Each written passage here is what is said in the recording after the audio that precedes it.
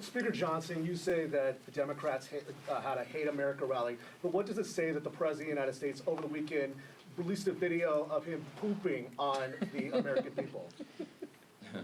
The President uses social media to make the point. You can argue he's probably the most effective person who's ever used social media for that. He is using satire to make a point. He is not calling for the murder of his political opponents, and that's what these people are doing. I mean, they're in one of these photos. I think there's a picture of the president hanging in effigy by a noose on one of these, the one on the far end. I mean, it's unconscionable.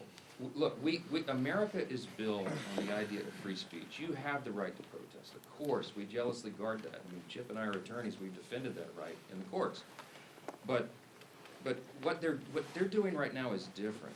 They are trying to incite violence. It's not funny. You don't mock a president who has already had 2 failed assassination attempts on his life. This is not a game. And the idea that communists would be supporting this is unconscionable to us.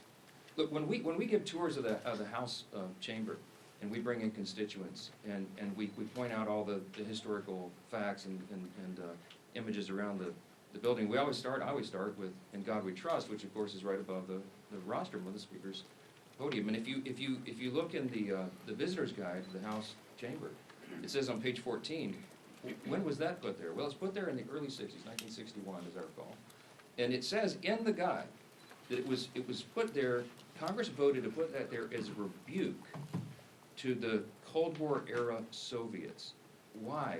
Because their philosophy, that's what it says, a rebuke to their philosophy. Their philosophy was Marxism.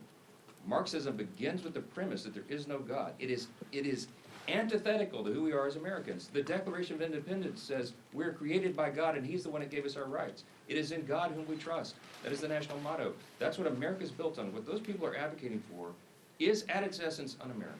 And when they go the next step and they call for violence on political officials in an environment that is already a heightened threat environment, it's dangerous stuff. They had the right to do it. Congratulations, they didn't burn any buildings down. That's a big achievement for the left, to have some kind of gathering where they don't have a loot-in and riots and burn a building down. There was, I think, some in Portland, they threw bottles and bricks and stuff at the ICE facility because that's what they do for fun now out there. But, you know, they had a free speech event. Congratulations. But you need to look past that and look at what it is they're advocating for openly, and it's really scary stuff.